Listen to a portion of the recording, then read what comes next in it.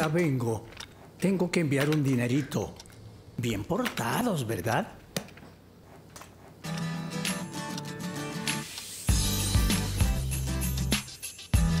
Vaya, ya estuvo. Ahora hacer transferencias a otros bancos es más rápido y sin costo con la app Davivienda. Así de fácil. Davivienda, una multilatina en El Salvador.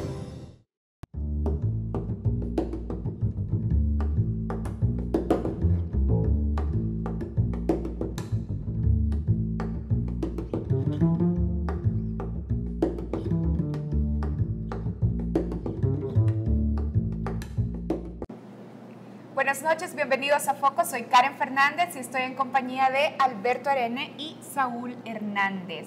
Bienvenidos a todos los que nos están siguiendo también en esta transmisión a través de Facebook Live. Alberto, hoy por la noche va a estar conversando con Marcela Zamora, cineasta y documentalista salvadoreña. Así es, va a ser una interesante entrevista con esta profesional del cine extraordinaria, muy conocida en El Salvador y tanto o más afuera.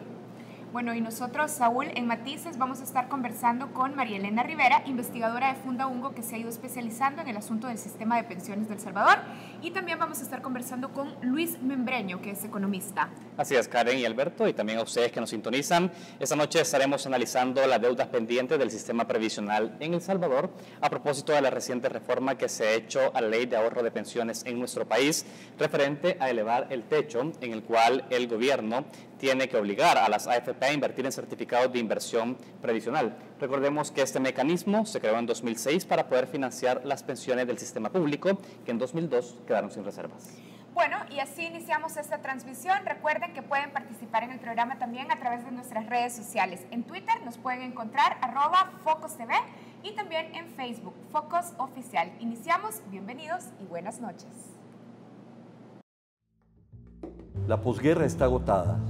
Necesitamos analizar y alumbrar mejor el camino para construir el futuro.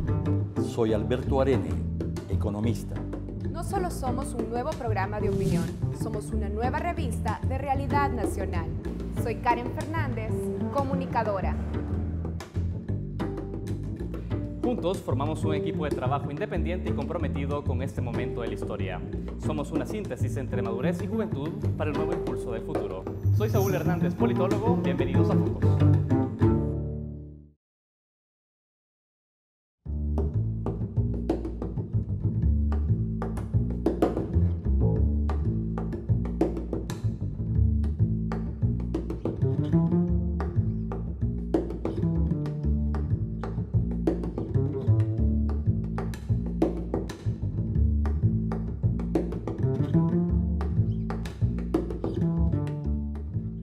Buenas noches, amigos televidentes, bienvenidos a un nuevo episodio de Focos y de su segmento Zoom. Esta noche vamos a hablar del cine que no olvida a las víctimas, con Marcela Zamora, la cineasta y documentalista salvadoreña. Hija de una maravillosa mujer y educadora de origen nicaragüense, María Esther Chamorro, de muy grato recuerdo, y de un gran intelectual y político de toda la vida, nuestro embajador en Naciones Unidas, Rubén Zamora. La cineasta y documentalista salvadoreña Marcela Zamora nació en Nicaragua durante el exilio de sus padres y de sus hermanos, María El Pilar, Camilo y Lucía. Después nació ella y Juan Ignacio. Estudió periodismo en la Universidad Latina de Costa Rica y dirección de documental en la Escuela Internacional de Cine y Televisión en San Antonio de los Baños, en Cuba. Sus trabajos han sido premiados en festivales internacionales de Europa, América y Asia. Ha sido ponente en universidades americanas y jurado en festivales internacionales en Bilbao, Argentina y Suiza, en el Festival Internacional de Cine de Derechos Humanos de las Naciones Unidas. En el año 2015 fundó su propia productora, Kino Glass Films. Fue seleccionada por la revista Forbes como una de las mujeres más influyentes de Centroamérica y es una referente obligada en las documentalistas de Centroamérica. Le damos una cordial bienvenida a Marcela Zamora. Hola, ¿qué tal, Alberto? ¿Cómo estás? Bien, qué bueno tenerte acá, Marcela. Muchas gracias Bienvenida. por esta invitación y por todo eso que has dicho, que está lindísimo, ¿no? Bueno, es parte de tu vida. Marcela, nadie mejor que André Gudfreund para introducirte, nuestro galardonado cineasta ganador de un Oscar en Hollywood. El trabajo de Marcela es siempre totalmente comprometido. Ella tiene una misión: contar todo lo esencial de la realidad salvadoreña con la cual la sociedad todavía no ha lidiado. El trabajo de cineasta que más me encanta a mí es Cuarto de los Huesos. No solo por las verdades que dice y las emociones que despierta, sino también por la belleza del trabajo. Todavía después de haberla visto 10, 15 veces, me emociona tanto esa película que al llegar el momento de discutirla con el público en Granada, yo estaba todavía sollozando. El futuro de ella no tiene límites.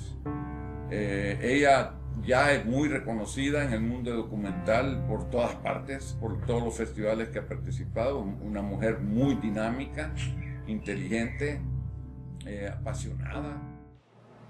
Comencemos, Marcela, hablando de tu obra. En 10 años de vida profesional, con una vida muy intensa, tienes muchas películas, muchos cortometrajes, muchos largometrajes, y queremos hacer un repaso, aunque sea de manera muy apretada, de los principales al menos. Bueno. La película, en el 2006. Mira, la película para mí es el documental que más quiero y más me gusta. Yo creo que todos los quiero, todos me gustan, todos me encantan, pero la película es el primer documental que hice que yo dije, esto es lo que quiero hacer. Yo lo filmé en mi último año de San Antonio de los Baños y la filmé en 16 milímetros. Era un ejercicio que se llamaba Música y Poesía. Un cortometraje. Es un cortometraje de 4 minutos. Y lo que teníamos que hacer era retratar una sensación a través, o una temática a través de la música y la poesía. Y yo quise retratar la nostalgia. Entonces yo filmé San Antonio de los Baños, que es un pueblo que, bueno, muchos huracanes que han pasado por Cuba, pero uno de los últimos que pasó, cuando yo estaba viviendo ahí, lo dejó en las ruinas. Entonces ahí en ese pueblo, era un pueblo bastante en ruinas, y donde vivían muchos viejitos y niños pequeños. Los jóvenes se iban para La Habana. Entonces yo hice ese pequeño documental y pues yo le dediqué las imágenes a mi madre y la música a mi padre, porque creo que eso eran para mí, mis papás, ¿no? Un complemento perfecto entre, como lo es el cine, la imagen y el sonido, ¿verdad? Xochiquetzal. Xochiquetzal La Casa de las Flores Bellas. Esa, Xochiquetzal, la Casa de las Flores Bellas, es mi tesis de graduación. Yo me gradué con ese mediometraje, es sobre prostitutas de la tercera edad que todavía ejercían la prostitución en México DF. Es sobre un albergue de estas prostitutas. Yo estuve ahí como 3 meses viviendo con ellas y de ahí salió Xochiquetzal, que fue un documental que viajó muchísimo, ganó muchísimos premios y fue uno de los primeros documentales que me abrió las puertas internacionales. Y esto es un mediometraje. Es un mediometraje, ¿Eso sí. significa? Es un medio corto. Un corto es hasta 15 minutos, un mediometraje son 45 y un largometraje son 60, más de 60. Entonces este era 35. María en Tierra de Nadie, 2010. María en Tierra de Nadie es mi primer hijo, es mi primera hija, es mi primer largometraje y es sobre, yo hice este documental sobre la historia de las mujeres migrantes centroamericanas que se van sin documentos y sin papeles a Estados Unidos, todos los problemas que tienen al atravesar México. Entonces es un documental que yo lo llevo en el alma y me costó muchísimo hacerlo. Eso lo hiciste en el 2010. Sí, en el 2010. Pero en el 2003 hiciste El Espejo Roto. Mira, El Espejo Roto ya lo hice trabajando en El Faro. En María en Tierra de Nadie comencé trabajando en El Faro y lo terminé ya en El Faro.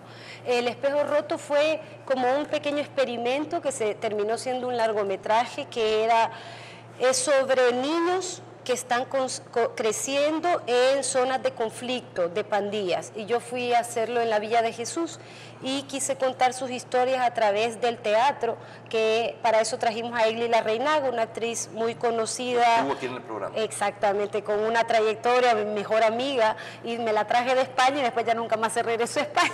Entonces por mi culpa se quedó aquí y fue a través de ella que los niños fueron sacando sus historias. Es un documental hermosísimo. Las Aradas, masacre en 6 actos que hiciste en el 2014, que es un largometraje. Las Aradas también es otro documental que hice dentro del Faro, trabajando en Sala Negra, y es sobre la masacre más conocida como la masacre del Zumpul, que llegó a ser más grande que la masacre del Mozote, y es una masacre que todo el mundo decía que no existía, que era mentira. Entonces yo lo que quise es corroborar que esa masacre había existido y nosotros llegamos a conseguir más información que la que consiguió la Comisión de la Verdad. Yo estuve trabajando entre Honduras y El Salvador y fue un proceso de investigación larguísimo que terminó con este largometraje que es bastante artesanal, lo pueden encontrar en la web. El Cuarto de los Huesos, 2015, muy conocida, tuvo un gran impacto, ha tenido un gran impacto, sí. El Cuarto de los Huesos, que es el favorito de Andrés Gusfreun, que él me dice que él no para de llorar cada vez que lo ve. El Cuarto de los Huesos ya lo hice ya con María, ya estaba mi hija nacida, y fue... el documental es sobre la búsqueda de las madres que tienen a sus hijos desaparecidos por la violencia actual, y teníamos una madre que estaba buscando a su hijo desaparecido por la violencia actual y de la violencia de la guerra. Tenía 2 hijos desaparecidos y es una historia paralela con el trabajo que hacen los forenses de medicina legal. Entonces es ver toda esta humanidad en estos forenses que tratan de ayudar a estas madres y que también se frustran, y ver a estas madres que están muertas en vida realmente, no pueden dormir, no paran de buscar, el Estado no les ayuda, no tienen a nadie que les apoye excepto sus creencias religiosas, ya sean evangélicas, católicas. Ellas se aferran a ese Dios que creen que les va a traer de regreso a su hijo o su hija. ¿Cuánto dura? Es un largometraje, dura 65 minutos. Los Ofendidos, 2016. Los Ofendidos es el penúltimo largometraje que terminé, que le ha ido muy bien. Estrenamos en el festival más importante de cine documental del mundo, que es SITFA, que es en Ámsterdam, en Holanda.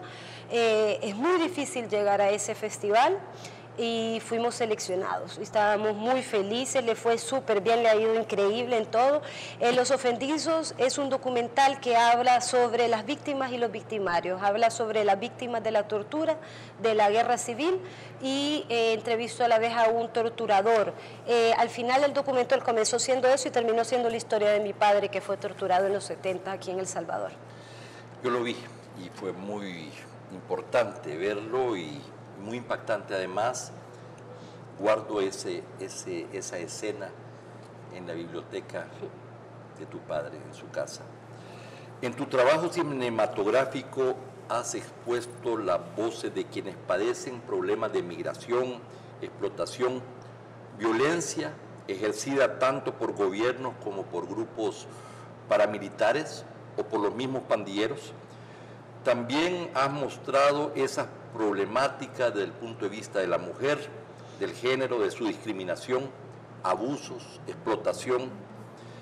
Te especializaste en cubrir a las víctimas diversas, la de los conflictos, los torturados, las trabajadoras domésticas, las mujeres migrantes, a los niños en zonas controladas por pandillas, a aquellos seres humanos a quien nadie quiere ver y nadie quiere escuchar.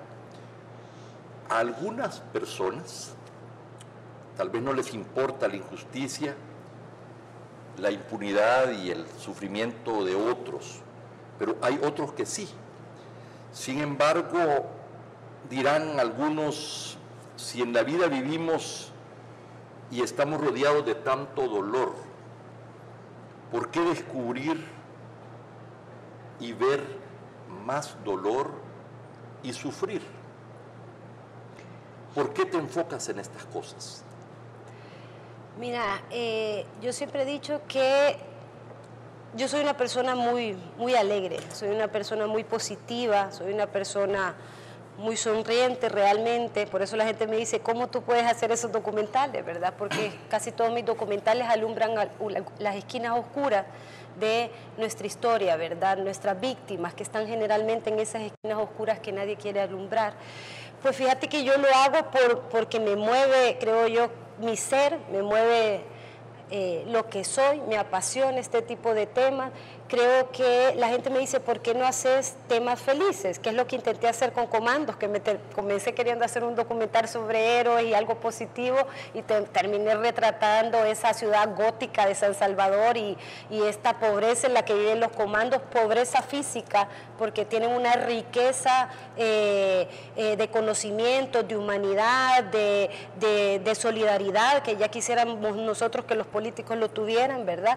Y yo lo que les contestaba es que yo voy a comenzar a hacer documentales de alegría y de felicidad y todo eso cuando yo crea que la mayoría de gente en este país o en este planeta está bien y goza de las mismas condiciones, goza de los mismos privilegios, pero mientras yo crea que más del 80% de la gente en este país o en este mundo esté viviendo en condiciones deplorables y siendo humillada y siendo despreciadas por un sistema que no los pone atención, yo voy a seguir haciendo documentales sobre ellos, ¿verdad? Que creo que son las víctimas.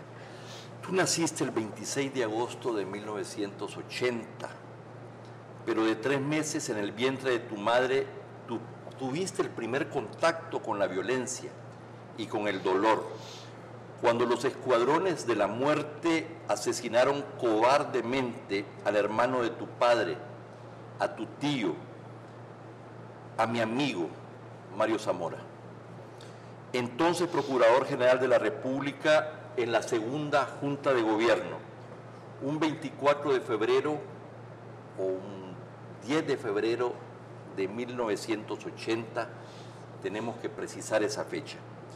Un mes después asesinaron a Monseñor Romero. A veces pienso que tal vez ahí estuvo el primer origen de vínculo con la violencia y con el dolor que luego tú retomas en los films, en tus reportajes. Fíjate que eso lo hablábamos con mi mamá mucho, mi mamá que murió hace 2 años, lo hablábamos muchísimo eso, porque también, yo creo que también venía de mi mamá era una persona con mucha sensibilidad hacia el dolor y las necesidades de los otros, ¿verdad? Era una mujer muy sencilla, ella era una mujer sencilla, y yo creo que quizás ella me transmitió también ese dolor, ¿verdad?, que sintió. Mario era su mejor amigo. Además de cuñado era su mejor amigo. Además de cuñado era su mejor amigo. Y Monseñor Romero, pues, ¿qué te puedo decir? Mi mamá fue secretaria un tiempo de Monseñor Romero y nosotros somos admiradores de Monseñor Romero y es nuestra guía realmente, así crecimos. Era el cumpleaños de tu tío, yo tenía que estar en esa fiesta. Sí. Y finalmente ya no pude ir, pero llegaron los escuadrones de la muerte y entiendo que tu madre también tenía que haber estado ahí.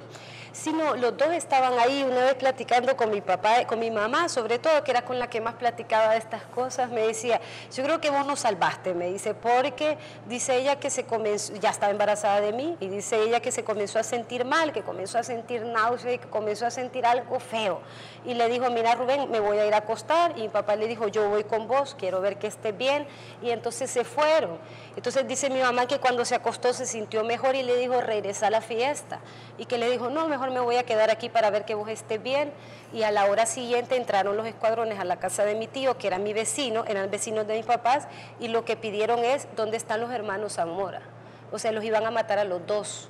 Entonces me dice mi mamá, creo que le salvaste la vida a tu papá y qué sé yo, a mí si me hubiera metido, no sé. Y pues mi papá ya no estaba, ¿verdad? Y ya solo se levantó Mario y se le llevaron al baño, ¿verdad? Donde le dieron los tiros de gracias.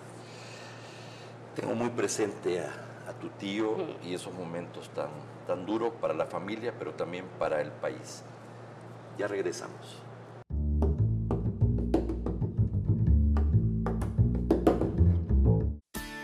¿Qué hacen realmente las AFP por ti? Las AFP Son empresas sólidas, profesionales y con accionistas de prestigio internacional, estrictamente reguladas y supervisadas. Las AFP, administrando los ahorros de forma transparente, han generado más de 2.300 millones de dólares en rentabilidad para las cuentas individuales de los trabajadores. Los afiliados, dueños de más de 8.600 millones que respaldan su pensión, se merecen una reforma que logre mayor rentabilidad, mayor cobertura y mejores pensiones de forma sostenible. Cuando la vida y la salud de las mujeres está en riesgo, la familia salvadoreña se une. Apoya los 4 casos de interrupción del embarazo. Actúa ahora. Seguimosunidos.com.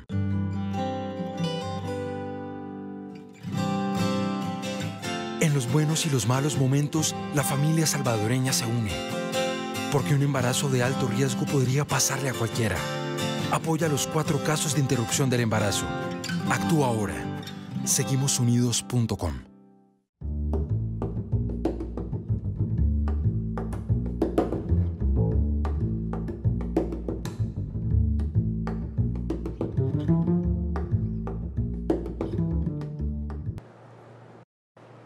El cine que no olvida a las víctimas es el tema que nos ocupa esta noche con Marcela Zamora, cineasta y documentalista salvadoreña. Cuando nos fuimos al corte comercial estábamos hablando precisamente de lo que podría haber sido su primer contacto con la violencia y el dolor, que después retomó ya en sus estudios y en su vida profesional como una vocación de vida. Precisamente hablábamos que cuando estaba en el vientre de su madre, de 3 meses, apenas asesinaron a su tío Mario Zamora, y este fue un acontecimiento pues muy importante en su vida. Marcela, cuéntanos un poquito más y de lo que me contaste que te había escrito tu primo hermano Mario Ernesto, que sufrió, que le impactó por supuesto la muerte de su padre estando muy jovencito. Sí, yo creo que eso fue algo que marcó a la familia entera, ¿verdad? O sea, Mario era una persona maravillosa, tú lo conociste, yo no tuve el privilegio, una persona encantadora, una persona que todo el mundo quería seguir también, ¿verdad? Mis papás hablan mucho de él, mi mamá en particular era su mejor amigo, y el día que yo estrené Los Ofendidos, Mario, mi primo, el hijo mayor de Mario, mi tío, me escribió un correo, fíjate, y porque no pudo ir por razones varias. Y pues yo te quería leer un pedacito de lo que él me había escrito, porque me parece que es lo que resume lo que es mi película. Yo lo leo casi siempre que voy a presentar el documental, lo leo, y creo que resume muy bien lo que yo quise transmitir con mi documental, y él no lo había visto, ni lo ha visto todavía, me puso. Hace unos años, en un tribunal de justicia restaurativa donde se abordó el caso de mi papá, a los magistrados españoles y brasileños, cuando me preguntaron que qué esperaba en cuanto a condena de los victimarios, les respondí: respetables jueces, lo mismo que acordamos con mis otros compañeros que siguen causas similares en este honorable tribunal, no queremos a nadie en la cárcel, únicamente que se conozca la verdad. Estoy convencido que las víctimas llevamos pesadas cadenas de rencores, daños, miedos y seguramente odio. Necesitamos sanar, ser libres, conseguir la paz, pero para sanar necesitamos perdonar. Pero para perdonar necesito saber a quién tengo que perdonar. He ahí el objetivo de esclarecer la verdad. No es una vendetta, es un asunto de vital importancia que tiene que ver con mi salud y la de la sociedad, que tiene que ver con la justicia, con la verdad y, más importante, con la reconciliación y la paz. Para perdonar necesito saber a quién tengo que perdonar. Esa es una parte de la carta, es más larga, que él me escribió y a mí me impresionó porque es con lo que terminé al final de hacer el documental de Los Ofendidos, ¿verdad? Comencé con un gran odio y con esto de por qué le hicieron eso a mi papá, por qué le hicieron eso a tanta gente, y terminé sanada yo con la historia de mi padre y con ganas de que esto se replicara, ¿verdad? Que la gente de mi generación pudiera tener esa misma oportunidad que yo tuve, de a mis 37 años sanar algo. Yo siempre digo que yo anduve hasta mis 37 años con una niña chiquita que ella a la par mía de 10 años, que andaba todo el tiempo, ¿y por qué? ¿Y por qué haces eso? ¿Y por qué haces lo otro? ¿Y por qué? ¿Y por qué, Marcela? ¿Y por qué?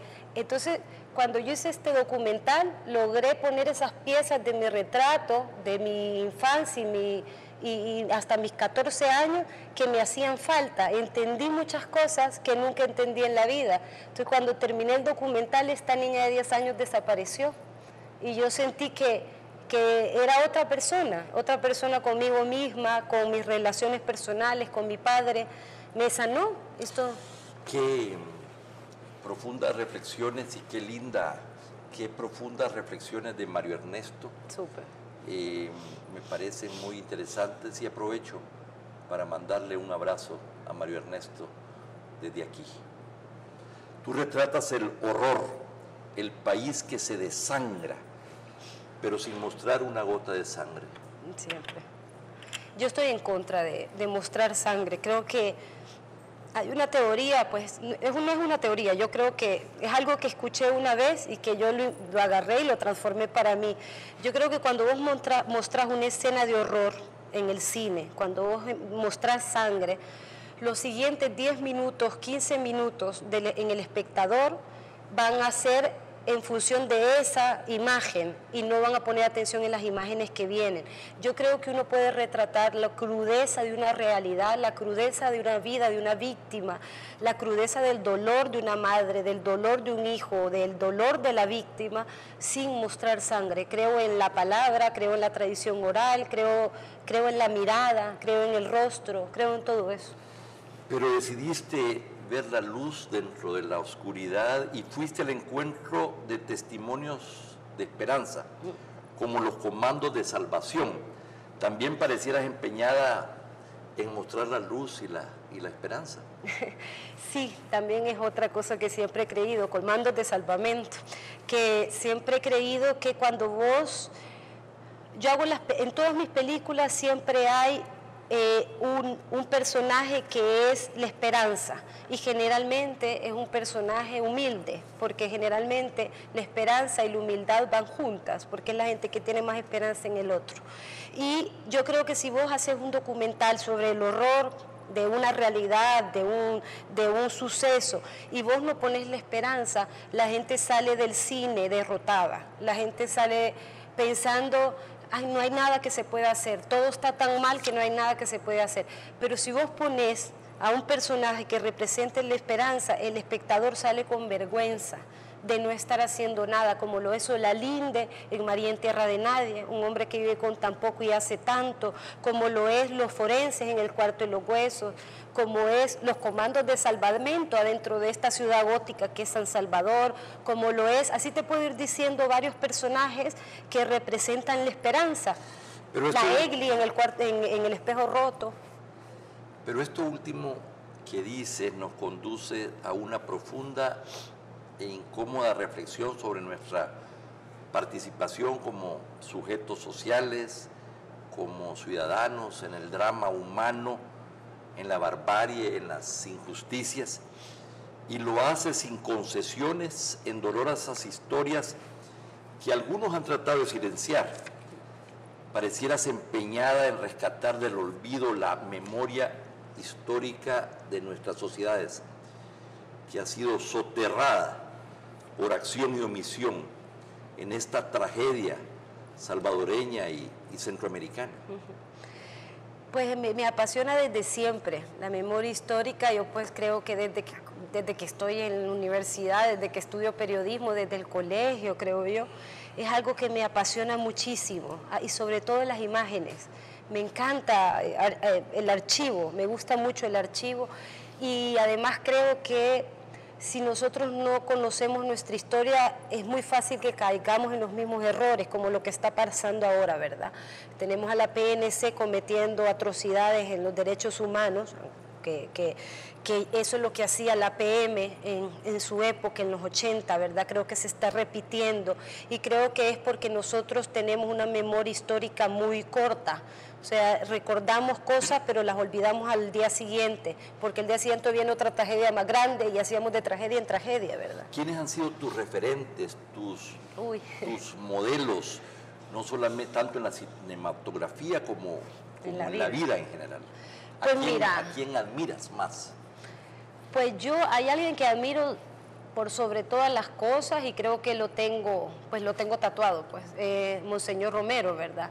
Para mí Monseñor Romero es alguien que me enseña el camino hacia dónde ir, me mantiene los pies en la tierra, por eso lo tatué. ¿Podríamos ver ese tatuaje? Ah, sí, este Monseñor, y siempre me hace... ¿Qué edad tenías cuando decidiste? Me lo acabo de hacer, cuando murió mi mamá. Cuando murió mi mamá me lo hice. Y mi mamá me recordaba mucho esto de mantén los pies en la tierra siempre, la humildad ante todo, la solidaridad ante todo. Entonces al morir mi mamá sentí que necesitaba recordarlo mucho. Entonces Monseñor Romero para mí es la persona con la que yo más identifico mi vida o quiero identificar mi vida, ¿verdad? Y de ahí, pues mis padres, los dos para mí son un referente total, mis hermanos también, y de ahí en cine, creo yo, bueno, mis amigos también, los amigos son parte integral de uno, ¿verdad? Mi familia en general, y de cineastas, pues yo siempre he dicho que yo deambulo entre Pino Solanas, Eduardo Coutinho, Patricio Guzmán y Emir Kusturica. Para mí son y Chantal Akerman, también Chantal Akerman es alguien que admiro muchísimo. Pero yo creo que yo ando dando vueltas entre estos 5 o 6 cineastas, ¿verdad? Que me gustan, me encanta la locura de Kusturica y todo eso. A propósito de Monseñor Romero, me acuerdo que tu padre fue una persona muy cercana a él y asesor de alguna manera en la Comisión de Justicia y Paz, en la que estaba también Pepe Simán y creo que Héctor Dada. ¿Cuáles son los principales obstáculos para hacer cine en El Salvador? A pesar de ellos, tú te has logrado salir adelante y crear, dijéramos, probablemente una nueva escuela, una nueva tendencia de cine y de cinematografía en El Salvador. Mira, en El Salvador yo creo que todavía no tenemos industria, yo creo que vamos hacia la industria, yo creo que ya hay cineastas que están rompiendo con el cine pobre, pero no estoy hablando del cine pobre de dinero, sino el cine pobre de calidad, que es esto de, hizo un intento, pero es que ya todo el tiempo es un intento, ¿verdad? Pero yo creo que ya hay cineastas que han roto con eso y ya están haciendo producciones que son producciones que vale la pena ir y pagar y verlo, como la Brenda Vanegas, que creo que está haciendo un cine muy interesante, como las chicos de cine de plano, que creo que están haciendo unas cosas. O sea, yo creo que ahorita, entre más hagamos, más vamos a ir elevando la calidad. Creo que para hacer cine ahora allá hay un fondo, el fondo de Pixel, que creo que es muy importante también. Yo te soy sincera, yo siempre he hecho mi cine con fondos de afuera, porque yo vengo de trabajar casi todo, yo viví 12 años afuera del país, ¿verdad? Trabajo con fondos generalmente de Estados Unidos, de Holanda, de esto. La primera vez que trabajé con fondos de aquí fue con Pixel. Pero creo que nos falta algo, fíjate, creo que hay algo que hace falta y que no lo podemos dejar de lado, y es la escuela. Hace falta mandar a estudiar a los chicos afuera cine, porque aquí no hay, porque vos no le podés estar dando un montón de dinero a alguien que ni siquiera ha estudiado cine o que no ha hecho cine, porque lo está frustrando. A mí me encantaría que todos los jóvenes en El Salvador pudieran ver tus cortometrajes, tus largometrajes, y te propongo, por favor, que nos mandes los vínculos para poderlo compartir en nuestras redes sociales de Focos. Claro que porque sí. Me parece esto muy importante para tomar conciencia de muchas cosas, porque a veces pasamos por la vida de manera inconsciente. Bueno, por primera vez una persona que parecía iba en una dirección solamente muy importante en el periodismo y en la cinematografía, pero ahora se volvió empresaria combinando ambas cosas. Fundaste tu propia productora, Kino Glass Films. Pues mira, yo creo que ese es el futuro de todos nosotros. O sea, yo creo que uno tiene que comenzar aprendiendo del otro. Uno siempre aprende del otro, ¿verdad? Uno no es que va a dejar... Pero yo creo que tenemos que llegar a tener algo propio. Y yo llegué a un momento en que sentí que el techo del periodismo me estaba limitando por razones obvias, porque el periodismo pues no puede hacer activismo, no puede hacer campañas, normal, porque así es la profesión. Y yo quería incidir más en el cambio social. Yo tenía esta culebrita de, sí, está bien, hago los documentales, pero tengo ganas de armar una marcha, tengo ganas de hacer esto, tenía ganas de ya meterme a trabajar en la transformación social más directamente. Entonces por eso hice la casa productora, porque tenía ganas de llevar campañas sociales, porque tenía ganas de incidir de otra manera en la sociedad, y eran formas que no eran compatibles con el periodismo. Entonces yo terminé muy bien, muy agradecida con el Faro, con todo lo que me dio. De hecho, seguimos haciendo cosas juntos, pero yo ya quería hacer algo quería salirme de esos parámetros. Pero has creado una organización y estás creando un movimiento social en torno a eso. Creamos Despertares, que es un movimiento social, que es un movimiento sin color de bandera, excepto la de El Salvador, sin religión, todas las religiones caben, sin partido político, porque todos caben también, y lo que queremos es trabajar con la juventud salvadoreña y sobre todo con la desestigmatización de los jóvenes en El Salvador. Finalmente, ¿qué le hace falta contar a Marcela Zamora? ¿A dónde apunta tu mirada cinematográfica en el futuro? Pues ya, yo creo que me hace falta todo, ¿verdad? Porque, pues, no sé, durante la vida creo que voy a querer contar muchísimas cosas, ¿verdad? No sé, no creo que hay un límite, no sé, no creo que deje de hacer documentales, porque son las dos cosas que me dan más felicidad en la vida, mi hija y hacer documentales. Eso para mí es la felicidad, eso nada más. Y ahorita estoy trabajando estoy trabajando en dos proyectos, porque siempre uno levanta dos porque no sabe cuál va a salir. Uno es sobre maternidad migrante indocumentada en Estados Unidos, sobre las madres que están criando a distancia a sus hijos, como crían a nivel cibernético, ¿no? Desde el chat, desde el Facebook, desde el Skype, y están criando a sus hijos que dejaron en Centroamérica. Entonces todo lo que implica esto, desestigmatizar a estas madres que le llaman perezosas, que le llamaron malas madres, y vos no sabes por qué se han ido. Entonces ese, y el otro proyecto es sobre un proyecto en la cárcel de menores de edad, es un proyecto de la Orquesta Sinfónica, donde han juntado a las dos pandillas, jóvenes de las dos pandillas, y se ha dado todo un encuentro orgánico y armonioso entre ellas, ¿verdad? Marcela, ha sido un gran gusto tenerte esta noche en Focos y en el segmento Zoom. Muchas gracias, de verdad. Gracias, Alberto. Gracias por traerme. Bueno, amigos televidentes, ha sido un diálogo, una entrevista muy importante, muy original. Vamos a ir a un corte comercial. Viene Prisma. Buenas noches.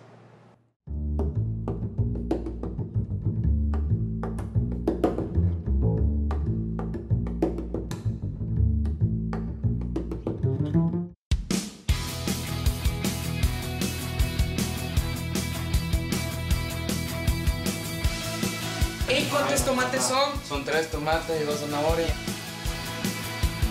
Ahora hay que meter los cangrejos vivos al agua.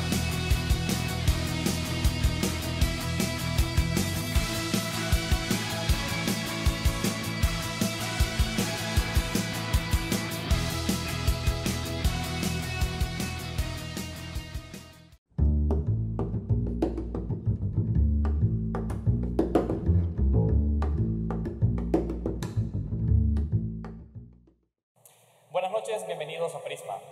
Hasta 1998, las leyes salvadoreñas permitían a una mujer abortar en 3 casos excepcionales: cuando su vida estuviera en riesgo, cuando la vida del feto resultara inviable fuera de su útero, o cuando el embarazo era secuela de una violación sexual. Sin embargo, esto cambió. Una reforma al Código Penal estableció que el aborto debía ser castigado con cárcel, incluso en los 3 casos excepcionales. Casi 20 años han pasado y hoy nos preguntamos qué opinan de esta realidad los salvadoreños. Un nuevo nuevo estudio de opinión pública revela cómo se ha transformado en los últimos 4 años la opinión ciudadana sobre la despenalización del aborto. El estudio, realizado por la encuestadora Untold Research, fue aplicado a una muestra nacional de 1.502 salvadoreños con capacidad de votar. En 2013, 9 de cada 10 ciudadanos consideraba que el aborto debía ser penalizado en todos o en la mayoría de los casos, según un estudio del Centro de Investigaciones Pew. Hoy en día, de acuerdo a los resultados de esta encuesta, el 55% de la población votante cree que las leyes salvadoreñas ante el aborto deben cambiar. El estudio destaca que los hombres en El Salvador están más de acuerdo que las mujeres en permitir la despenalización del aborto en los casos excepcionales. Pero la realidad en nuestro país es la siguiente. Según un informe de Amnistía Internacional, en 2015 había al menos 19 mujeres acusadas de homicidio y sentenciadas a prisión por causas relacionadas con la penalización del aborto. En este punto, la encuesta revela que el 66% de los votantes está de acuerdo en que las mujeres que sufren abortos espontáneos jamás deberían estar sujetas a ir a la cárcel, y casi 3 de cada 5 votantes, un 58%, están de acuerdo en que las mujeres deberían tener derecho a abortar cuando su vida y salud corren peligro. Sin embargo, la percepción de las personas cambia cuando el argumento para abortar es una violación.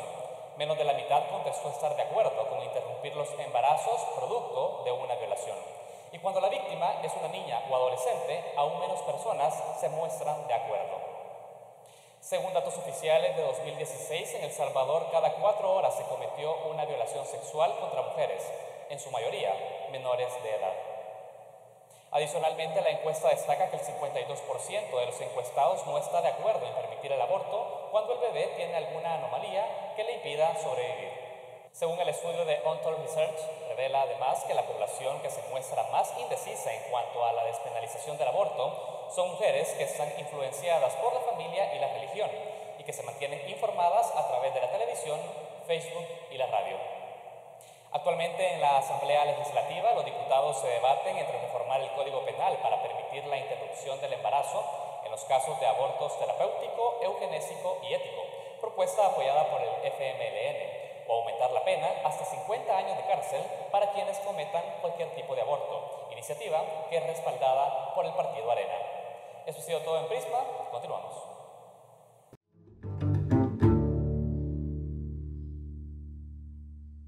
Amor, ¿cómo es la clave del banco? Es el cumpleaños de tu mamá. No, es la de mi mail. Entonces es la fecha de nuestro aniversario.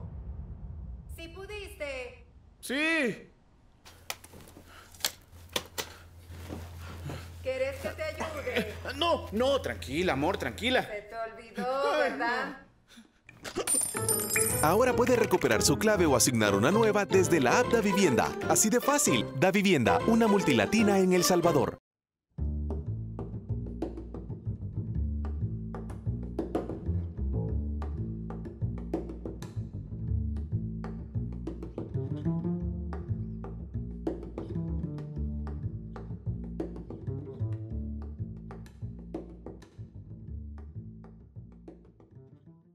Bienvenidos a nuestra mesa de entrevista en Matices. Saúl, ¿qué tal? Buenas noches. Buenas noches, Karen. ¿Cómo estás?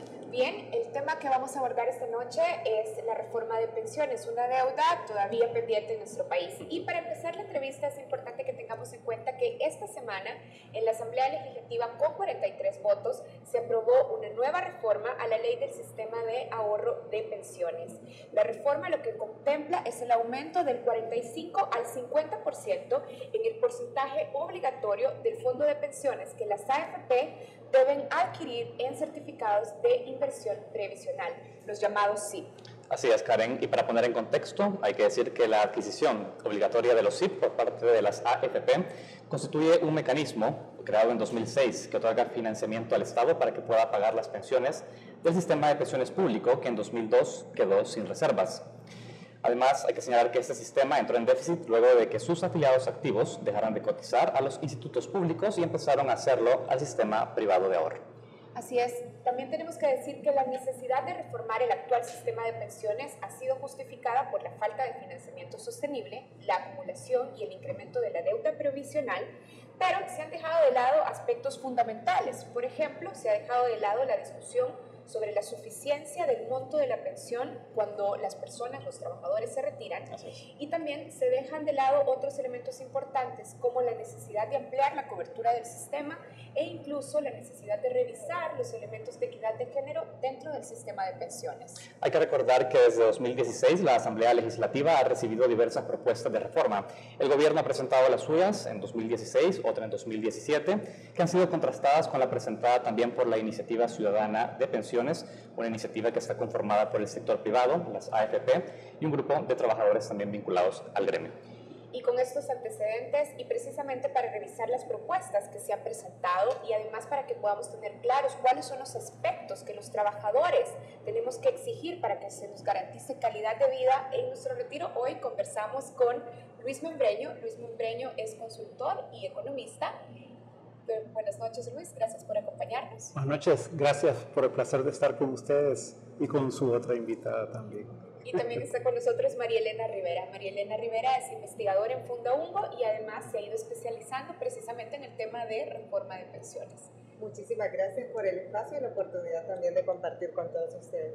Excelente. María Elena, queremos iniciar con usted esta entrevista. Hemos dicho en el contexto que en el año 2002 se agotan las reservas que se tenían para el pago de las pensiones del sistema público en nuestro país, esas denominadas reservas técnicas, y a partir de eso el Estado ha tenido que contraer deuda creciente para poder pagar este compromiso con los trabajadores. La pregunta de origen es cuál tuvo que haber sido el mecanismo para poder prever, si es que existía algún mecanismo en ese momento, para que se pudiera atender una deuda que sabíamos que se tenía que pagar y evitar que el gobierno y el Estado en general tuviera un endeudamiento creciente en el futuro.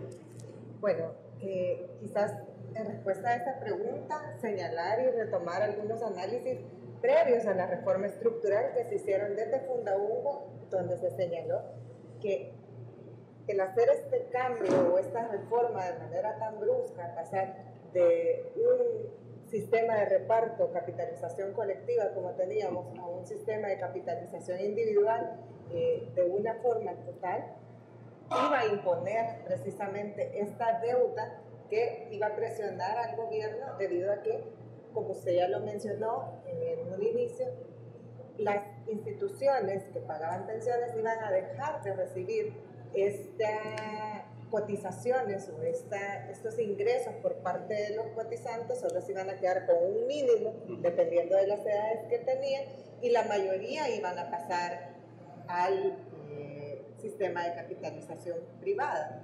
En ese sentido, lo que se advirtió era que hacer esto de manera tan brusca iba a poder generar esta deuda porque ya se sabía que las reservas técnicas no iban a ser suficientes para poder hacer frente a este tipo de deuda que iban a enfrentar y que son obligaciones que ya tenían con todos los cotizantes anteriores. Cuando señala que el tema está en haber hecho una transición abrupta de un sistema de capitalización colectivo hacia uno individual, lo que dice es que la respuesta hubiera sido, si hubiera sido de manera paulatina esa reforma, ¿es esto como se pudo haber previsto el financiamiento de la deuda del sistema público? No, y también se ponían otras propuestas de reforma que en ese momento eran pertinentes y eran válidas, como la instauración de un sistema mixto, siempre y cuando en ese momento se hubiera hecho debidamente parametrizado y teniendo en cuenta también el contexto de la transición. Ahora, nos dice, en ese momento habría sido válido o pertinente, por ejemplo, considerar un sistema mixto, pero para el 2006 el gobierno de Antonio Saca creó el Fideicomiso de Obligaciones Previsionales para responder al agotamiento de las reservas técnicas que también ya estábamos mencionando y ante la imposibilidad de pagar los compromisos que tenía el sistema público. ¿Qué otras opciones en 2006 pudo haber utilizado el gobierno de Antonio Saca que no fuera obligar a las AFPs a invertir en los certificados de inversión previsional? Bueno, también está, desde el inicio sería previsto en la ley SAP un fondo de amortización que era del 1%, si no me equivoco, del presupuesto. Sin embargo, esto como que no se ha cumplido adecuadamente o rigurosamente. Obviamente eso no iba a ser suficiente para pagar, pero también se debieron haber tomado las previsiones adecuadas para con ingresos fiscales poder hacer frente a este pago y a estas obligaciones que ya conocían que iban a tener. Hay bastantes análisis que demuestran que los ingresos los ingresos fiscales han aumentado en bastante medida y han crecido más los ingresos fiscales que el crecimiento que tiene la deuda de pensiones. Por lo tanto, había posibilidades de abrir espacios para poder hacer frente a esta deuda, como también se hizo, por ejemplo, en Chile, ¿verdad? Que es el caso que nosotros hemos seguido en todo esto de la reforma, donde se generaron superávits fiscales para poder hacer el pago de esas pensiones que ellos tenían como obligación. Entendido, María Elena. Luis, queremos conocer también su opinión sobre esta misma pregunta. Nos da la impresión que es justamente la deuda de las pensiones del sistema público lo que siempre, o al menos en el último tiempo, lo que se pone al centro de la discusión sobre una reforma fiscal, de una reforma de pensiones, porque ataca principalmente la carga fiscal del Estado para atenderla. ¿Había alguna manera de poder atender esta deuda de manera previsible? ¿Pudo haber existido algún mecanismo para no llegar a este punto, Luis?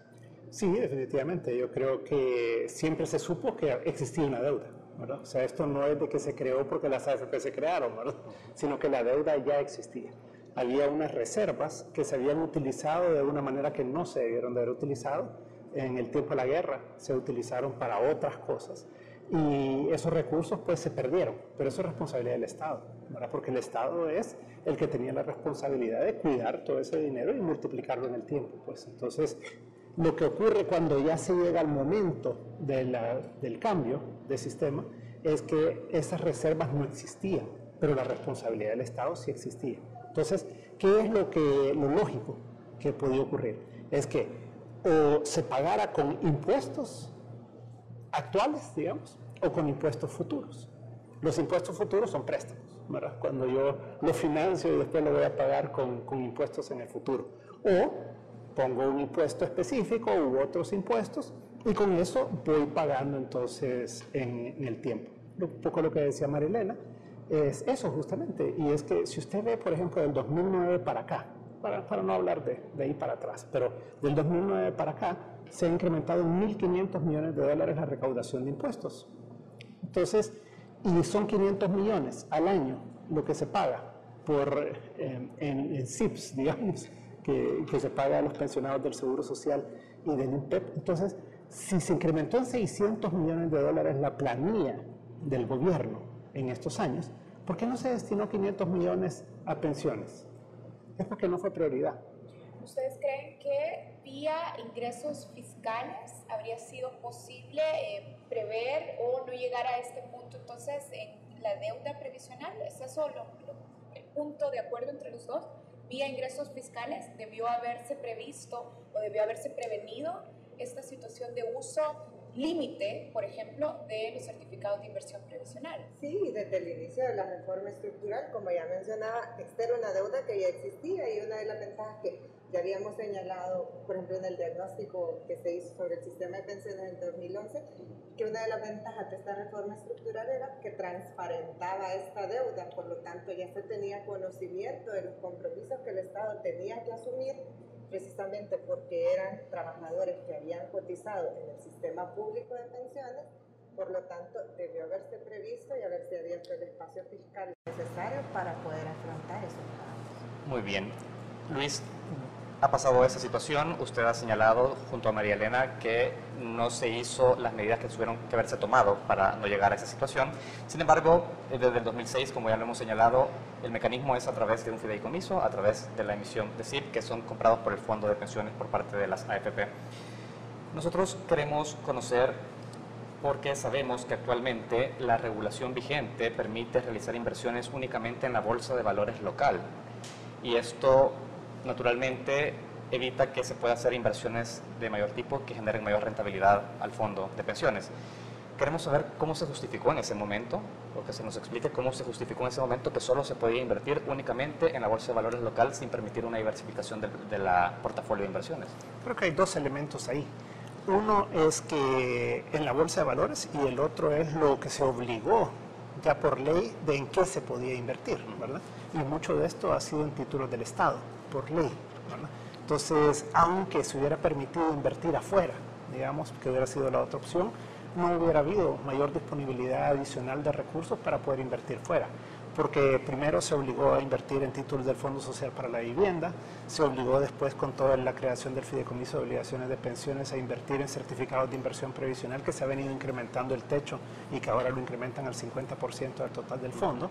Y así, ¿verdad? Entonces, toda esa cantidad de obligaciones que se le han ido poniendo en el camino de inversión y limitaciones en qué se puede invertir, pues ha llevado a que no hay mucha opción. Ahora, de los recursos que quedaban disponibles, por ejemplo, se buscó alternativas para invertir en el ICE de Costa Rica, por ejemplo, o en Tocumen de Panamá, que fue que se vinieron a inscribir las emisiones aquí en El Salvador, y entonces así se pudo hacer inversiones que están rindiendo un poco más del 7%, ¿verdad? Comparado al 1.25 que estaban pagando en ese momento los certificados de inversión previsional, que es obligatorio que las AFPs inviertan o entreguen el dinero de los trabajadores al gobierno, y que era LIBOR más 0.75%, y la LIBOR andaba más o menos en 0.5%, entonces andaba alrededor de 1.25, en algunos momentos 1.10. Claro.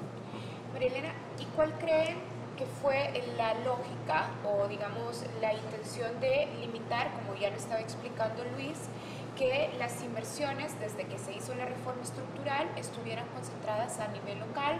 Ya nos explicaba, no solo en la bolsa de valores, sino que también en títulos del Estado.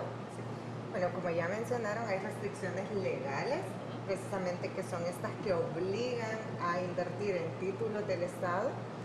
Esto pasa en la mayoría de países que tienen también pilares de capitalización individual. Hay una fuerte, ¿verdad?, concentración, no en todos, pero sí hay una fuerte concentración en la inversión en títulos del Estado. Pero aparte también de las restricciones legales que ya hemos mencionado, también hay restricciones del tamaño de mercado de valores en El Salvador. Cuando se hizo la reforma estructural, también uno de los supuestos era que debido a las necesidades de inversión, el mercado de valores se iba a desarrollar también al lado del desarrollo del sistema de pensiones, pero esto no ocurrió así. Entonces, a pesar de que, bueno, además, que hay poco espacio debido a las restricciones legales, también hay pocas opciones de inversión en el mercado de valores local. Como también ya se ha dicho, está restringido únicamente al mercado de valores local. Si bien han habido algunas opciones, como ya las que mencionaba, o algunas titularizaciones que se han hecho con CEPA y con FOBIAR, pero tampoco hay muchas opciones para la inversión de los fondos de pensiones. Muy bien. Luis, tenemos que ir a una pausa. Antes me gustaría conocer de su parte. Uno de los puntos, y estamos insistiendo en este aspecto, es porque se critica la poca rentabilidad que tienen las pensiones del sistema actual. ¿Cuál debería ser el portafolio en el que deberían de invertirse el fondo de pensión? ¿Hay alguna propuesta sobre cómo sería el ideal en un sistema de capitalización individual donde debería ir invertido este fondo? Lo importante es que la rentabilidad del fondo fuera de mercado. Y es que si tiene usted una alternativa de invertir con el mismo riesgo o riesgo similar, ¿verdad?, con una tasa del 7%, ¿por qué va a invertir usted en una tasa del 1%? ¿Verdad? A menos que la ley lo obligue. Y eso es lo que ha pasado en El Salvador. Entonces, sí había todo este tiempo alternativas de en qué invertir, y que los fondos de los trabajadores, en lugar de tener una rentabilidad del 4% en promedio, ¿verdad?, con todo el promedio ponderado, pudieran tener una rentabilidad del 7%, pues, ¿verdad? Porque si usted considera que, por ejemplo, el gobierno ha emitido títulos a 10 años, a 12 años, a 15, a 30 años a través del tiempo, y los ha emitido en tasas que han oscilado más o menos entre el 7% y el 8.625, que es la última colocación que hizo, y si usted considera que las letras del Tesoro, por ejemplo, hoy están pagando el 7.25% y el último año han venido pagando el 6.50%, entonces había alternativas en el mercado local. Ni siquiera estamos hablando de abrir a mercado internacional, ni tampoco de no invertir en títulos del gobierno, sino que estamos hablando en el mismo gobierno y con una rentabilidad muy superior a la que le han pagado a los trabajadores. ¿De acuerdo? Bien, tenemos que hacer una pausa. En este primer bloque de entrevistas hemos estado hablando sobre la necesidad de aumentar la rentabilidad del fondo de pensiones y hemos estado conversando con nuestros invitados sobre las alternativas y también todas las restricciones que el fondo de pensiones ha tenido y que por supuesto han limitado la rentabilidad de los ahorros de los trabajadores. Ya regresamos en Matices, quédense con nosotros.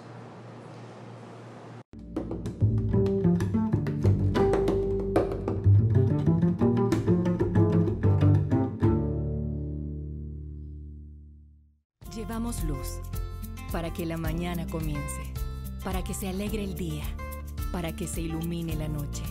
Llevamos luz para aprender, para saber. Llevamos luz para ver, para compartir, para disfrutar. Llevamos luz para vivir. En AES, llevamos luz por todo El Salvador, hasta donde estés, para que tu vida brille todos los días. AES, luz para El Salvador. Tener estilo no es seguir tendencias. Lo que está de moda es no seguir las reglas. Se ve chivo.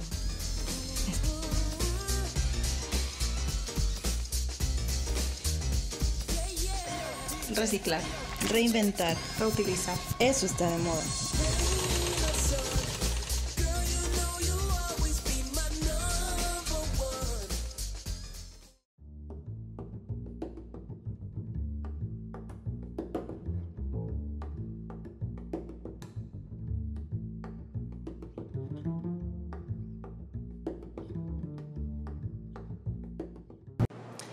Buenas noches, continuamos en Matices. Esta noche conversamos con Luis Membreño, economista y consultor, y también con María Elena Rivera, investigadora de Fundaungo.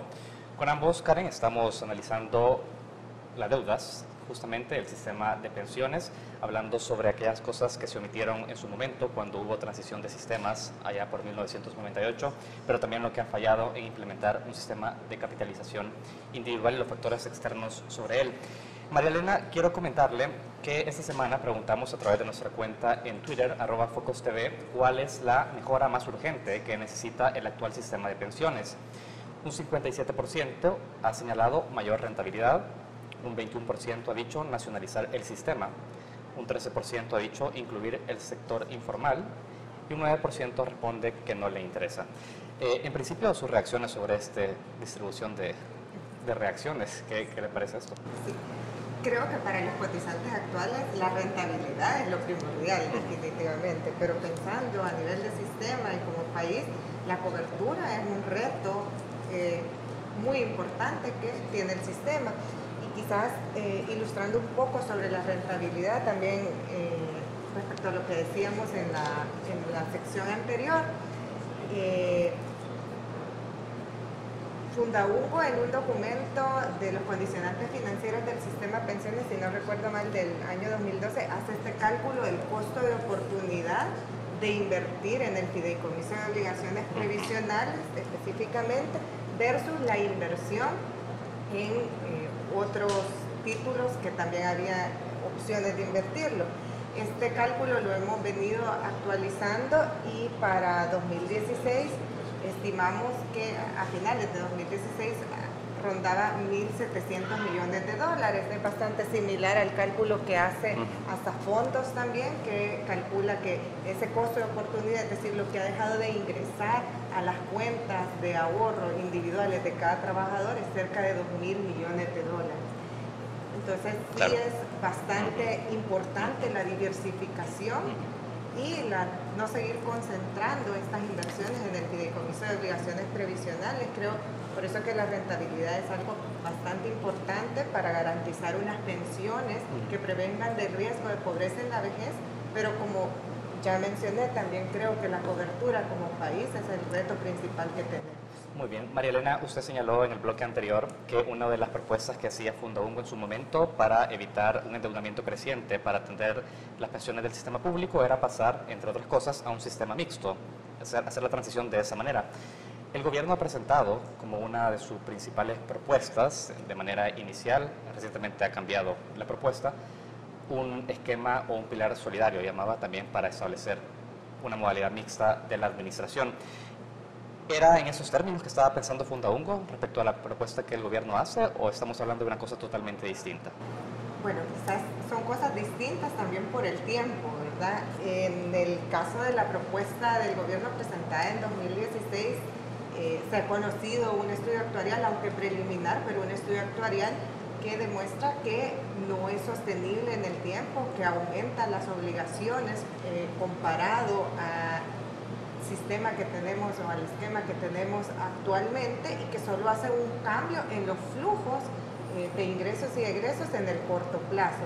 Por lo tanto, considero que a la luz de ese estudio actuarial no es una opción viable y también no tenía mejoras sustanciales en cobertura, en suficiencia de pensiones o beneficios y rentabilidad, y tampoco modificaba algunos temas de fondos vinculados con la administración también, que están como problema en el sistema de pensiones. De acuerdo. Ahora, el gobierno en una de sus propuestas, y digamos en la más actual, Luis, dice que pretende hacer uso del 50% del fondo de pensiones para destinarlo a un fondo colectivo que le ayude a poder pagar todas sus obligaciones previsionales, las que venía acumulando también del sistema antiguo, como lo hemos dicho.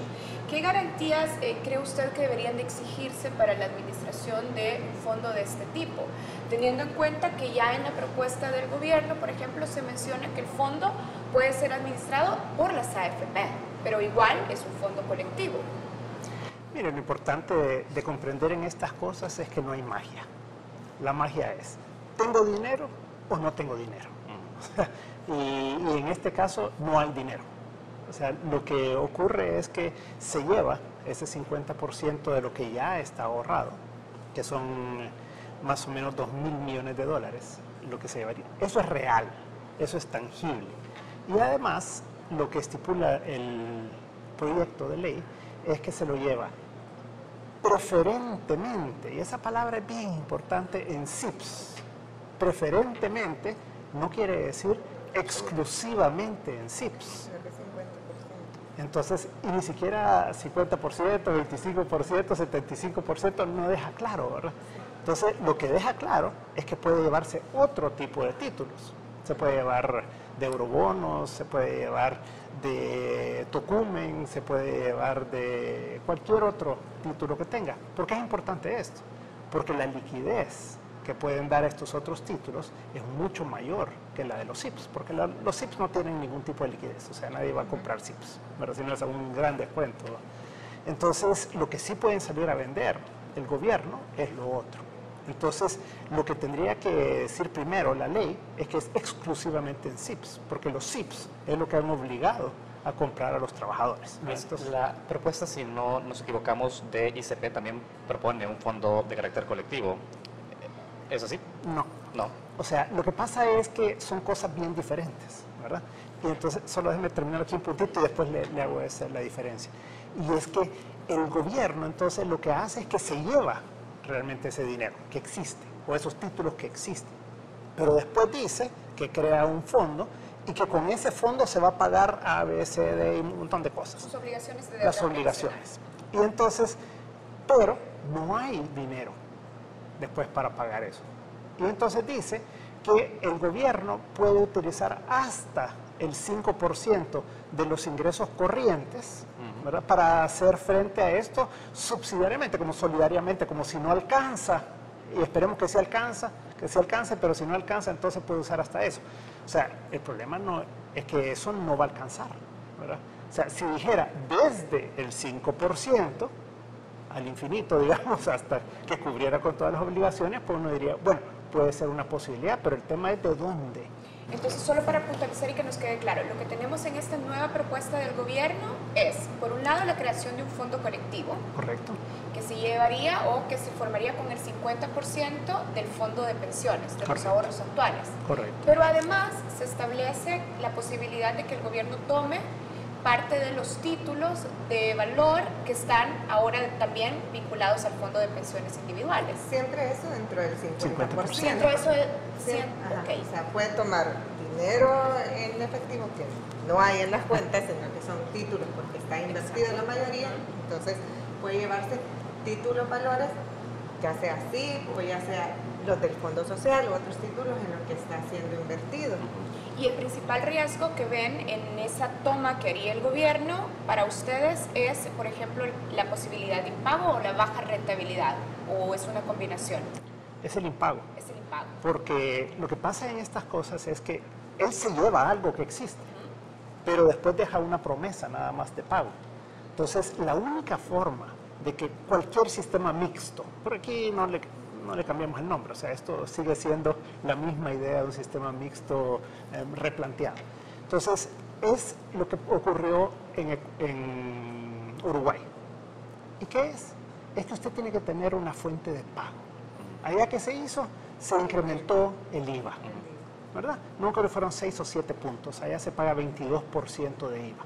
Entonces, si el gobierno no viene con una propuesta clara y específica diciendo, yo voy a ahorrar en esto tanto al año y eso lo voy a poner en una cuenta, o sea, lo voy a ingresar a esa cuenta, o yo voy a poner un nuevo impuesto de tanto, yo voy a incrementar el IVA en tantos puntos y eso va a alimentar a este fondo, lo demás es una ilusión, porque lo real es que se lo lleva hoy, pero le deja una deuda a un gobierno futuro, a muchos gobiernos futuros, porque será después en adelante que habrá que pagar eso. Porque claro. Como que con esta nueva propuesta volvemos un paso atrás. Esta propuesta no tiene un estudio actuarial que la respalde, no conocemos también los impactos que puede tener en el largo plazo, no tenemos esas proyecciones que por lo menos sí conocíamos del anterior, al menos en una versión preliminar. En ese sentido hay una incertidumbre acerca de los impactos y resultados que puede tener, no solo a nivel financiero y fiscal, sino también de sostenibilidad en el largo plazo. María Elena, quiero trasladarle a usted la pregunta que le había dejado a Luis sobre el fondo colectivo. De alguna manera sigue siendo un mecanismo de financiamiento de la deuda adquirida por parte del Estado a los pensionados del sistema público. Teníamos entendido que ICP proponía una especie de fondo, seguramente no es de esta manera, nos gustaría que nos puedan aclarar ese punto, pero ¿es este el mecanismo correcto? Digamos, ¿sigue siendo un mecanismo válido que podría solucionar tal y como tendría que hacerse de manera responsable? Bueno, se le denomina la reserva de la pensión para la pensión vitalicia. Lo plantean como un seguro colectivo de longevidad. Sin embargo, yo ahí difiero porque este no solo va a servir como seguro colectivo de longevidad, sino que también va a servir para pagar las obligaciones que tiene el gobierno en concepto de deuda. Va a pagar los certificados de traspaso, ¿verdad?, de los obligados a, va a pagar también las pensiones de los optados a IVE, quedando a cargo, ¿verdad?, del gobierno solo sus pensionados del IS y el INPE y los certificados de traspaso de los obligados al SAP. Por lo tanto, no es solo un seguro colectivo de longevidad, sino que también sirve para hacer frente a todas estas deudas previsionales que ya tenía adquirido el gobierno y siempre a costa de los trabajadores actuales, porque vamos a aportar un 5%. Sí, hay garantías en el futuro que van a pagar al menos el 75% de la pensión que yo esté recibiendo. Sin embargo, esto impacta porque yo voy a ahorrar menos en mi cuenta individual de ahorro para pensiones. Comparado al 10.8% que estoy ahorrando actualmente, voy a ahorrar únicamente un 8%. Por lo tanto, menos ahorro, voy a tener menos al momento de mi retiro y muy probablemente una menor pensión. Sin embargo, también hay que tomar en cuenta, y me gustaría también en la parte del estudio actuarial de la ICP no hay estimaciones de las tasas de reemplazo, sería muy importante poderlas conocer, se aborda muy poco, pero sería muy bueno poderlas conocer porque también hace un cambio sustancial en los beneficios, que es el paso a, en vez de la renta programada, hacer anualidades a 20 años. Yo creo que esto es un paso bien grande, uno porque da previsibilidad en el monto de la pensión y otro también porque impacta temas de equidad de género en particular, ya que se dejaría de usar estas tablas diferenciadas de mortalidad que tenemos para hombres y mujeres y sería un cálculo similar para todos los comisarios. Interesante. Luis, alguien tiene que pagar. Ya casi estamos cerrando la entrevista, pero digamos, esto queda sobre la mesa. No se hizo en el pasado y parece que tampoco en las propuestas en discusión hay suficiente claridad sobre de dónde tienen que venir los fondos entonces para asumir el compromiso y las obligaciones pendientes en materia previsional. Para usted, ya María Elena estaba explicando que también en la propuesta de ICP los trabajadores van a correr con parte de las obligaciones. El gobierno ha previsto tomar una parte importante del fondo para que le ayude a asumir las obligaciones. ¿De dónde sacamos entonces los recursos para asumir esos compromisos que el gobierno, que el Estado salvadoreño en realidad ha venido arrastrando ya por décadas? Mire, lo que pasa es que tiene que haber una prioridad de parte del gobierno de que se va a hacer responsable de lo que le toca que pagar. Y eso es lo que no ha habido hasta este día. Entonces, lo que la ICP hace es que le plantea al gobierno, yo me llevo toda la deuda de los optados y yo me llevo el 60% de la deuda. A valor presente, yo me hago cargo de 12.000 millones de dólares según los cálculos del gobierno de cuánto es el total de la deuda. Y entonces, usted no se preocupe por eso, usted preocúpese por la diferencia. ¿De dónde sale esa diferencia? De los impuestos. ¿Verdad? O sea, tiene que el gobierno abrirle espacio en su presupuesto. Si tiene 1.500 millones de dólares más al año que en 2009 y tiene 600 millones más que paga en planilla hoy que en 2009, ¿por qué no destina una parte de eso o del incremento anual? Porque recordemos que la recaudación se incrementa cada año dependiendo del año en más de 100 millones para ser conservadores. Entonces, ¿por qué no destina todo incremento a eso, verdad? ¿Por qué no destina una parte de lo demás que ha venido incrementando a eso? Porque no ha sido una prioridad. Entonces, la única forma de pagar lo que al gobierno le corresponde es de sus recursos. Y lo que hace la ICP es que le dice, yo me hago cargo del resto.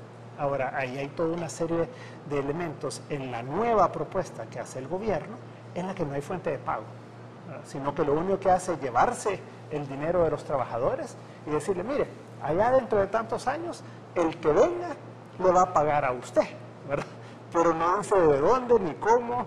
Y entonces ahí lo que queda claro es que si no hay un estudio actuarial que nos pueda definir realmente si es sostenible esa propuesta, entonces no estamos hablando en serio, ¿verdad? Uno no puede estar haciendo proyectos de ley cada cierto tiempo y poniéndolo a la discusión pública sin estar presentando los números. Aquí podemos discutir el estudio de Farel sobre la propuesta anterior del gobierno, podemos discutir el estudio que hizo el doctor Iglesias sobre la ICP y discutir con números, pero no podemos discutir de todas las otras propuestas que se han presentado porque no hay números y eso queda todo en el aire. Perfecto. Karen, tenemos que ir ya despidiendo esta entrevista. Ambos han brindado para nosotros importantes insumos para entender esta discusión. Teníamos preguntas que aún se nos quedan pendientes, y el tiempo nos complica. Claro.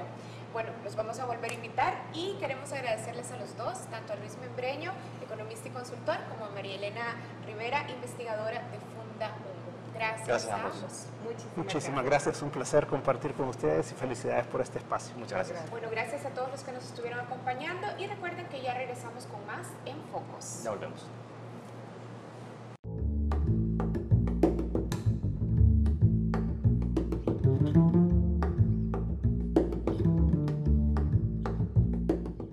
Llevamos luz para que la mañana comience, para que se alegre el día, para que se ilumine la noche.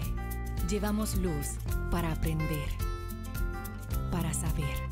Llevamos luz para ver, para compartir, para disfrutar. Llevamos luz para vivir. En AES llevamos luz por todo El Salvador, hasta donde estés, para que tu vida brille todos los días. AES, luz para El Salvador.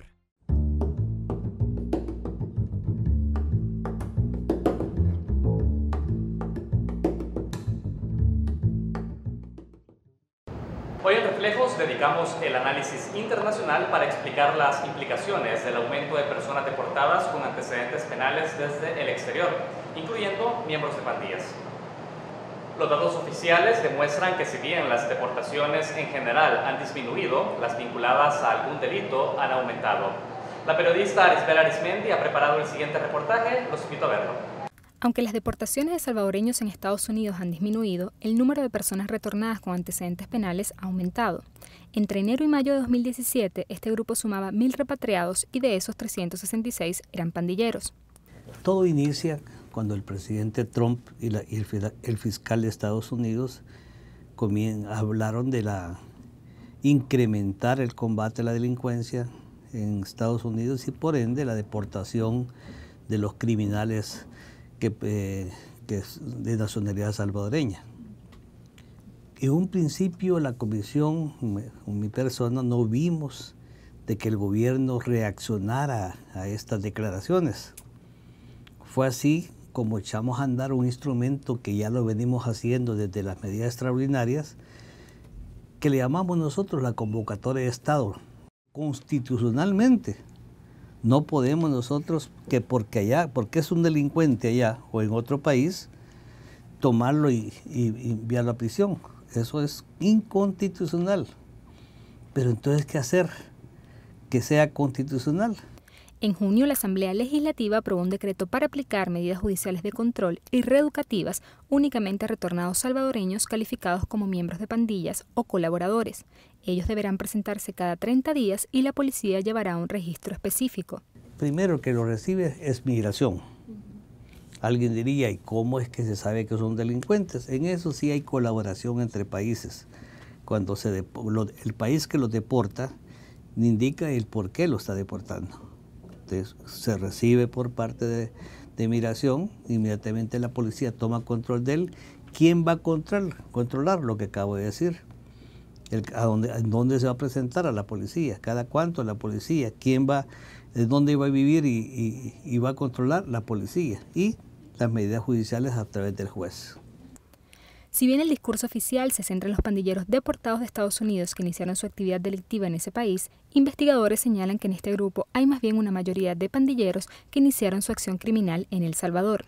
Este nuevo flujo, digamos, de personas deportadas, perfiladas como pandilleros, son gente que en su mayoría apenas salió de El Salvador, ¿verdad? No es gente que vivía en Estados Unidos desde hace años, en su gran mayoría. Esto se explica por el mismo comportamiento de las deportaciones de salvadoreños, tanto de Estados Unidos como de México en los últimos años. Ahora, la gran mayoría, estamos hablando que casi el 80% de las personas que regresan cada año de Estados Unidos o de México retornados o deportados, ¿verdad?, eran personas que iban en tránsito o que apenas cruzaron la frontera de Estados Unidos y fueron detenidos por las autoridades y luego deportadas a El Salvador. Muchos adolescentes y jóvenes en El Salvador no hay otra opción en algunos territorios, ¿verdad?, que es formar parte de la pandilla, ¿verdad? Y si encima tenemos evidencias de operativos policiales que están constantemente en su derecho en su competencia, ¿verdad?, de brindar seguridad, pero a veces pueden incluso atentar en contra de los derechos humanos de población juvenil y adolescente. Muchos de estas personas, la única opción que tienen pues es salir de sus lugares de origen. El decreto legislativo señala que los pandilleros deportados deberán finalizar la escolaridad primaria en caso de no haberla completado, realizar trabajo comunitario y obtener un empleo. La gran pregunta es cómo podrán lograrlo en un país donde solo la mitad de los jóvenes bachilleres logra trabajar de manera formal y donde cada vez más se huye no de la situación económica, sino de la violencia.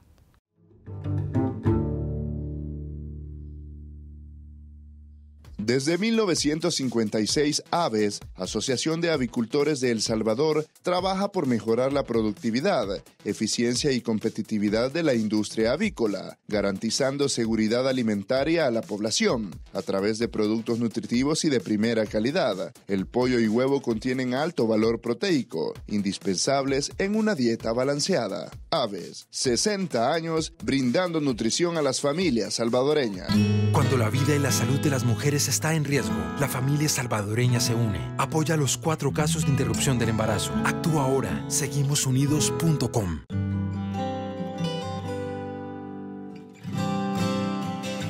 En los buenos y los malos momentos, la familia salvadoreña se une. Porque un embarazo de alto riesgo podría pasarle a cualquiera. Apoya los 4 casos de interrupción del embarazo. Actúa ahora. Seguimosunidos.com.